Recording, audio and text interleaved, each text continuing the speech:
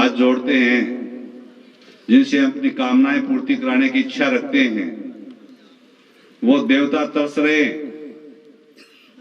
कि काश हमें भी मनुष्य जीवन मिल जाए। धरती के ऊपर कितने ब्रह्मांड होंगे, कितनी सृष्टियां होंगी, लेकिन मनुष्य जीवन के बराबर कोई भी श्रेष्ठ जीवन नहीं हो सकता। और जितनी भी योनियां हैं, चाहे वो कीड़े मकोड़े हों, पशु पक्षी हों, जीव जंतु हों, पेड़ पौधे हों, सब की सब भोग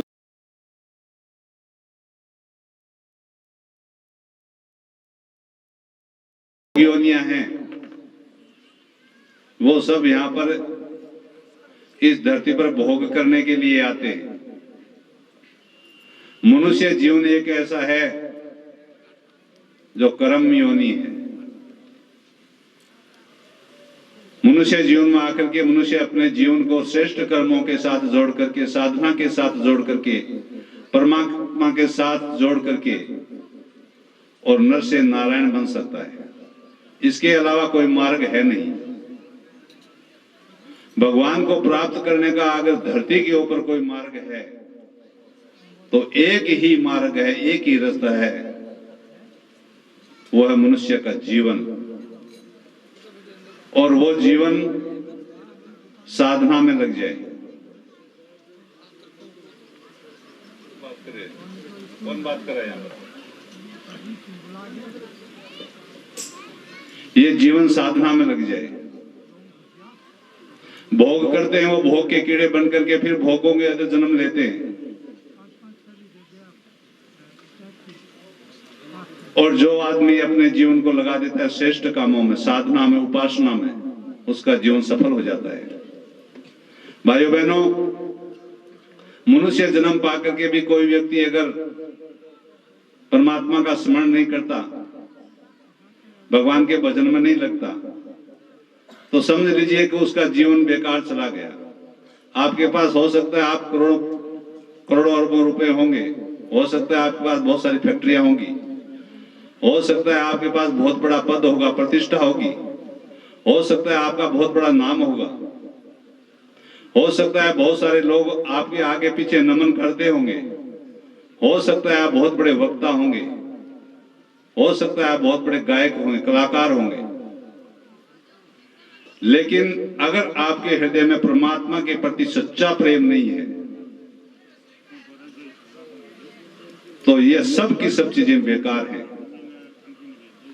धर्म की व्याख्या करते हैं हम, धर्म के रूप अलग अलग दिखाई देते हैं। कोई कहता है यज्ञ करने से धर्म होता है, कोई कहता है पूजा पाठ करने से धर्म होता है।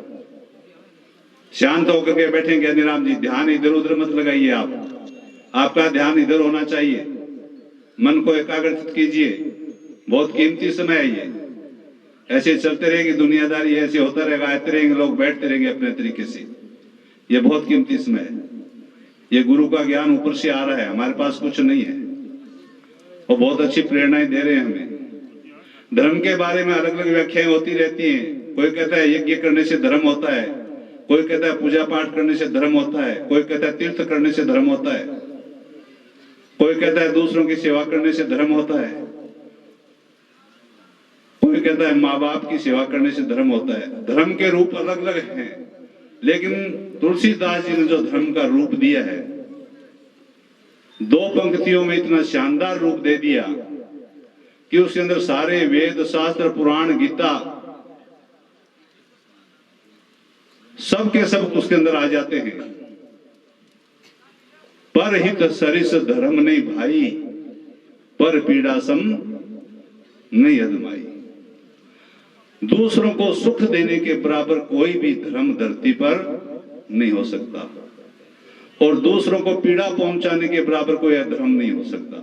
भाइयों बहनों, एक ही बात का ध्यान रखें, सुबह से शाम तक हमारे कारण से किसी की आंख में आंसू नहीं आने चाहिए, हमारे कारण से किसी व्यक्ति का दिल दुखी नहीं होना चाहिए। अगर इतना ध्यान रख पाते हैं तो हम धर्म के मार्ग पर चलते हैं। धर्म का रूप अपने आप में बड़ा विस्तृत है। धर्म की मर्यादाएं अलग अलग हैं। धर्म का एक रूप कर्तव्य भी है। अध्यापक का कर्तव्य है बच्चों को अच्छे तरीके से शिक्षा देना, और जो समर्पण भाव से काम करते हैं वो विद्यालय में जाते हैं तो बच्चों की चिंता उसी तरह से करते हैं जैसे अपने बच्चों की करते हैं। जी जान से बच्चों को पढ़ाते हैं और उनको चिंता रहती है जो बच्चा कमजोर रहता है कि ये कमजोर कैसे है, इसको ठीक कैसे करें, कर्तव्य का पालन। और ऐसे ऐसे अध्यापक हैं जो गवर्नमेंट से 60-60, 70-70 हजार रुपए लेते हैं, लेकिन विद्यालय में सिर्फ अपना समय पास करने के लिए जाते हैं, हाजिरी लगा देते हैं, इधर उधर घूम घाम करके और वापिस आ जाते हैं। धर्म से दूर हो गए, कर्तव्य पालन किया नहीं। अध्यापक का सिर्फ उदाहरण दिया, ये उदाहरण सब जगह लागू होता है। पत्नी का अपना धर्म है, पति का अपना धर्म है, बहन का अपना धर्म है, माता पिता का अपना धर्म है, पुत्र का अपना धर्म है। और हमारे रामायण में और कुछ नहीं बताया गया, धर्म बताया गया है कि कौन से व्यक्ति का धर्म क्या है। और मनुष्य जीवन का धर्म है परहित करना, दूसरों की सेवा में अपने को खपा देना। कल ही आपको बताया गया था कि यज्ञ का अर्थ क्या है, परमार्थ करना। जो भी आप कमाते हैं, जो आपके पास प्रतिभा है, जो ज्ञान है, जो आपके पास समय है, जो आपके पास धन है, उस धन का ज्यादातर हिस्सा, अधिकतर हिस्सा लोक कल्याण में लगना चाहिए। अपने लिए कटौती करके दूसरों के लिए खर्च कीजिए, इसे यज्ञ कहते हैं। खुद के शरीर को दुख दे करके दूसरों को सुख देने का नाम यज्ञ है। मात्र आहुति दे करके प्रसन्नचित हो जाए, सामग्री घी डाल करके, ठीक है, इससे वातावरण तो पवित्र हो जाएगा, पर्यावरण तो शुद्ध हो जाएगा, लेकिन हमें अंदर से कुछ नहीं मिलेगा। भाइयों बहनों, आज आदमी बड़ा दुखी है, बड़ा परेशान है, बड़ा हैरान है। क्यों है? भगवान ने तो बड़ा शानदार जीवन दे के भेजा था।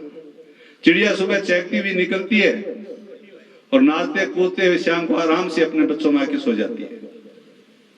और पशु है, पक्षी है, जीव जंतु है, पेट भर जाता है, उसके बाद में आनंद का जीवन जीते हैं। पानी मिल जाए, भोजन मिल जाए, बस। मनुष्य के पास सब कुछ है, सुख सुविधा के साधनों की कोई कमी नहीं है। उसके बाद भी आप किसी को पूछ लीजिए, लोग मनुष्य यही कहेगा बड़ी कमी चल रही है साहब, इस चीज की कमी है, इस चीज की कमी है। आदमी कामनाओं के अंदर फंस रहा है। आदमी की आवश्यकता की पूर्ति हो सकती है, कोई भी ऐसा व्यक्ति नहीं है जिसकी आवश्यकता की पूर्ति न हो। हमारे जन्म से पहले भगवान ने मां के माध्यम से दूध की व्यवस्था कर दी। वो परमात्मा क्या हमें भूखा रहने देगा? लेकिन आवश्यकता की ओर नहीं जा रहे हम इच्छाओं की ओर भाग रहे हैं। इच्छा की कभी पूर्ति नहीं हो सकती।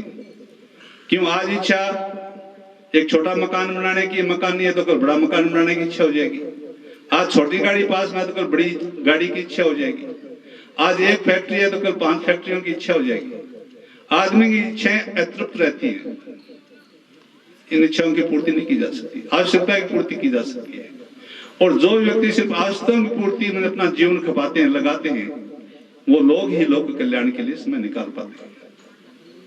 भाइयों बहनों, दुखी रहने का एक ही कारण है, गुरुदेव ने बताया है, हमारे शास्त्रों में बताया, गीता में बताया है कि आदमी इस शरीर को सब कुछ मान बैठा है। शरीर को मैं मानता है आदमी, जबकि ये शरीर हमारा वाहन मात्र है।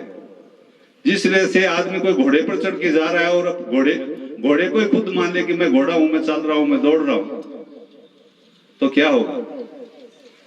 जिस शरीर को आत्मा का वाहन बनाया गया था, उस शरीर को हमने, उस वाहन को हमने अपने ऊपर चढ़ा लिया है। वजन बहुत बढ़ गया, आत्मा को भुला दिया गया, विसार दिया गया।